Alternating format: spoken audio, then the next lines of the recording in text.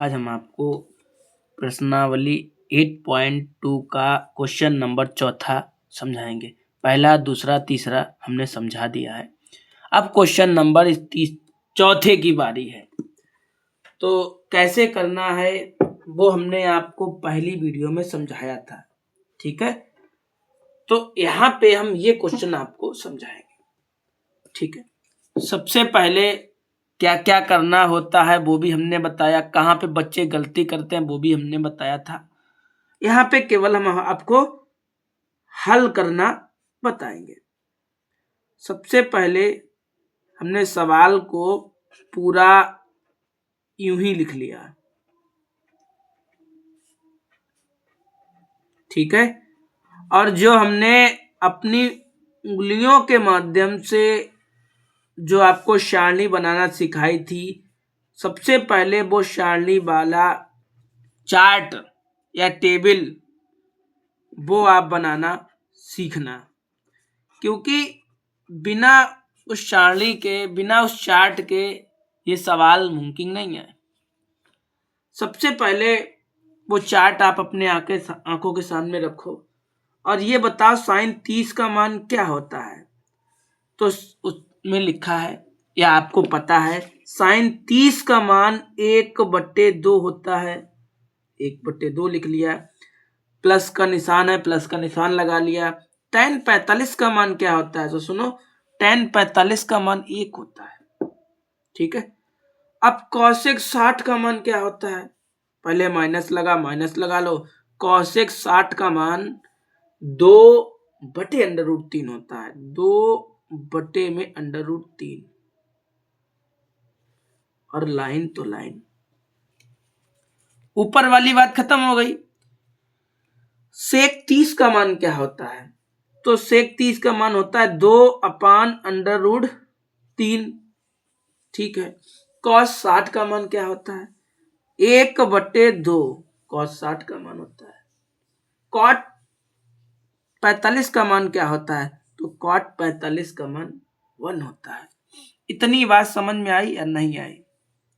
सबसे पहले जो वैल्यू दी गई वो वैल्यू रखी हमने, जैसे tan 45 का मान 1, cos 60 का मान 1/2, sec 30 का मान 2/√3, cosec 60 का मान 2/√3, tan 45 का मान 1, sin 30 का मान 1/2। इतनी बात में कोई दिक्कत? इतनी बात में कोई दिक्कत नहीं होगी।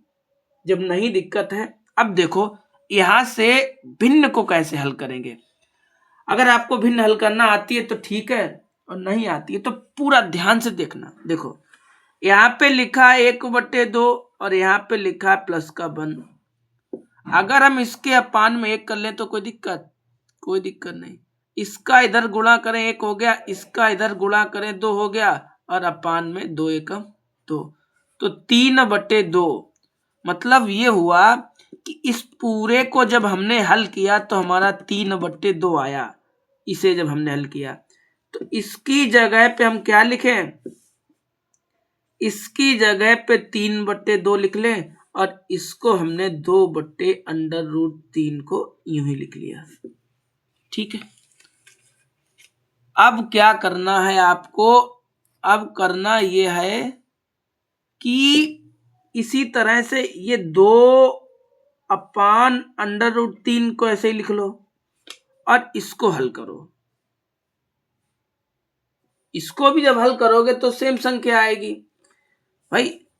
आप 1/2 1/2 1/2 यहाँ पे भी लिखा है, 1 यहाँ पे लिखा है, यहाँ पे भी लिखा है, तो क्यों हल करोगे? टाइम की बचत करो। इतना समझ में आ गया? अब आपको क्या क्या ध्यान रखना है? अभी तक केवल हमने इसे हल किया था, केवल इसे हल किया था। अब हम इसको हल करेंगे। जैसे 3/2 और 2√3, इनका जब आप एलसीएम लो तो क्या आएगा? यही तो आएगा, यही तो आएगा। 2 से 2 कट गया भाई, भिन्न है, हल कर रहे। एलसीएम आपका ये आ गया। जब भाग करोगे 2 से 2 कट जाए, कितना बचेगा? सिंपल सी बात, इसका इधर गुणा और इसका इधर गुणा। आप समझे, इसका इधर गुणा, इसका इधर गुणा। तो कहने का मतलब हुआ इसकी जगह पे आप कितना लिख सकते हैं, इतना लिख सकते हैं। और आपका एलसीएम कितना आया, इतना आया। इसे भी इसका इधर गुणा तो 4 और इसका इधर गुणा और अपान में कोई दिक्कत, इतनी बात में तो कोई दिक्कत नहीं होगी। अच्छा, तो एक काम करें, ये और ये काट दें, ये काट दिया तो बचा कितना,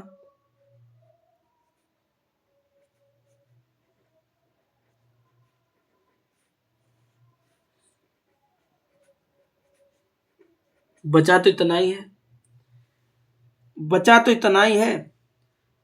इतनी बात में बोलो कोई दिक्कत हो। अब हम क्या करेंगे कि अगर हम अपने पास से ऐसे लिखें, जैसे मान लो ये लिखा ना, ये 3 लिखा है भाई, ये ऐसे लिख ले, कोई दिक्कत, कोई दिक्कत नहीं। आप कहेंगे कैसे दिक्कत नहीं, सुनो। अब अगर हम ये काट दें तो वही तो पूरा बचेगा। जैसे मान लो मेरे पास ऐसे कुछ लिखा है, और अगर अपने पास से हम यहां पे ऐसे लिख लें तो 10 एकम 10, 10 एकम 10, तो एक एक बचेगा, तो 9 एकम 9, 7 बटे एक संख्या, तो वही लिखी है। ये लिखने से कोई प्रभाव पड़ा, कोई प्रभाव नहीं पड़ा, इसलिए हमने पास से ये लिख दिया। या आप यूं कह सकते हैं कि इसके हर था ना, उसका चिन्ह चेंज किया और परिमेयीकरण कर दिया। अब समझ में आया, बोलो, अब समझ में आया नहीं आया? हर का परिमेयीकरण कर दिया। अब यहां पे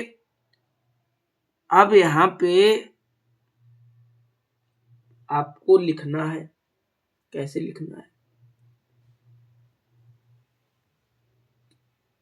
यहां पे दोनों को लिख लो, चलो 3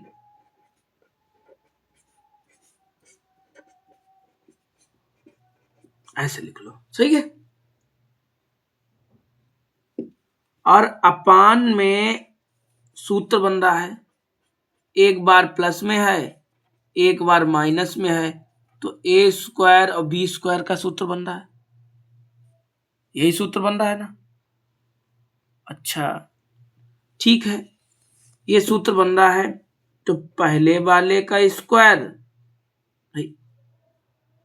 ए का मान ये है, बी का मान ये है, तो 4 का स्क्वायर, फिर इसका स्क्वायर, माइनस लगा के,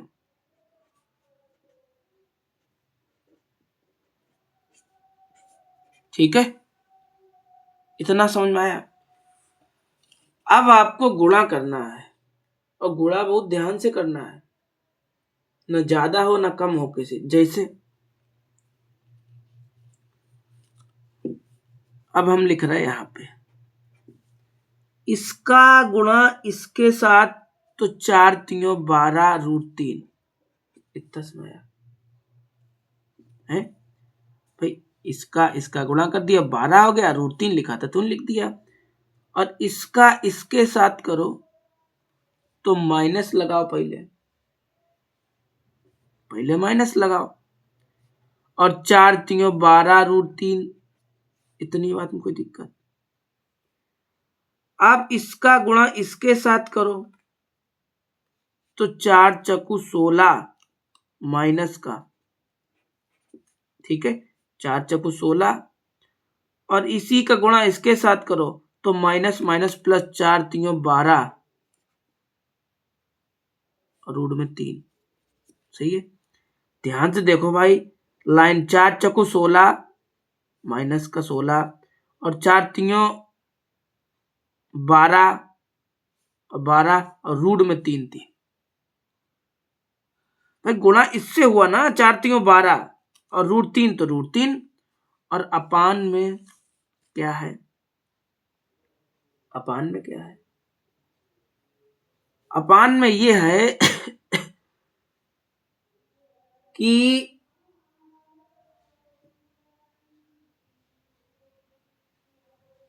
कुछ 4×16 ऊपर से सबमा गुणा कर दिया, सही है, गुणा तो है, गुणा तो है भाई सब में। भाई हमने वीडियो रोका और रोक के हमने ये पता लगाया कि मेरी गलती कहाँ पे है, मेरी गलती कहाँ पे है, हमने गुणा गलत कर दिया और एक शब्द नहीं लिखा, इसलिए मेरा आंसर मैच नहीं कर रहा था। ये लाइन गलत हो गई है, सुनो कैसे, कहाँ पे गलत भाई है। इस लाइन में ना गुणा तो किया है, यहां तक आपका राइट है बिल्कुल, लेकिन एक बात बताइए, इसका इसमें गुणा किया तो 3 का गुणा जब 4 में हुआ तो 12 आ गया, ठीक है, और √3 बचा तो √3 आ गया। इसी का गुणा जब इसमें किया तो 3, भाई 3 का 3 में किया तो 9 आ गया, और √3 गुणा किया तो 3 आएगा ना, ये चीज नहीं लिखी थी, समझ गए। इसका इसमें किया 4×3 = 12 और √3 बचा 3, इसी का जब इसमें किया तो 3×3 = 9 और √3 ये भी है, √3 ये भी, तो रूट का गुणा होगा तो वही संख्या आ जाएगी। अब ये केवल पहले वाले का गुणा हुआ, अब दूसरी वाले का गुणा होगा, इसका इसमें हुआ तो 4×16 और इसी का जब इसमें हुआ तो 4×3 = 12 माइनस माइनस प्लस और रूट में 3, ये गुणा होगा, ठीक है। अच्छा 4 का 4 में करोगे कितना हो गया, 16, 4×16, और इसका जब 2 बार करोगे ऐसे करके, सुनो ऐसे करके,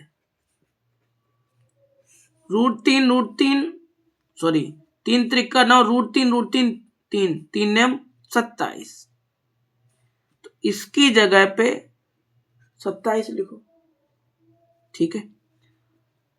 अच्छा अब यहां पे क्या लिखो, 12 √3 ऐसे ही लिख लो, 9×3 = 27 और ये 16 और ये 12 रूट में 3 और अपान में 11, ठीक है।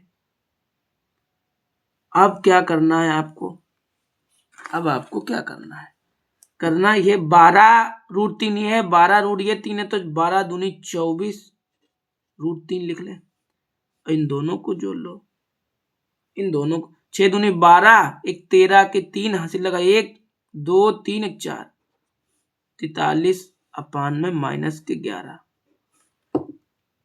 यहां पे छोड़ दो, या आप क्या करो कि माइनस चिन्ह कॉमन ले लो, माइनस चिन्ह कॉमन ले लो तो क्या प्राप्त होगा आपको,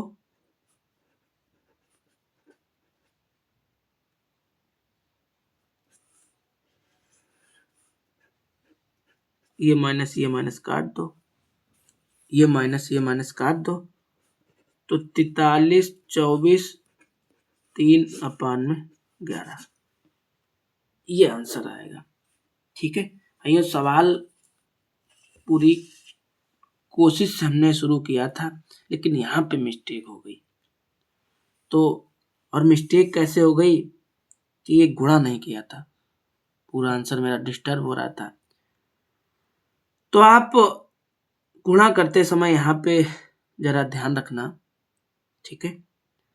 तो अगली बार जब क्वेश्चन लगाया करेंगे तो ध्यान रखेंगे गलतियां ना हो, लेकिन भाइयों गलतियां हो जाती हैं, कोई रटा नहीं है, ठीक है, रटे नहीं रखे हैं सवाल, इसलिए तो यहाँ पे गलती हुई तो उसे सुधार लेना और इसी टाइप से अगला क्वेश्चन लगाना, अगली वीडियो में लगाएंगे क्योंकि टाइम ज़्यादा हो रहा है, ठीक है, बच्चे भी आने वाले होंगे, इसलिए अगला वाला क्वेश्चन है वो 1 मिनट से टाइम देखें फिर हम बताएं। अरे भाई टाइम ज्यादा होता है भाई, ठीक है। तो ये अगला जो क्वेश्चन है वो भाई अगली वीडियो में बताएंगे।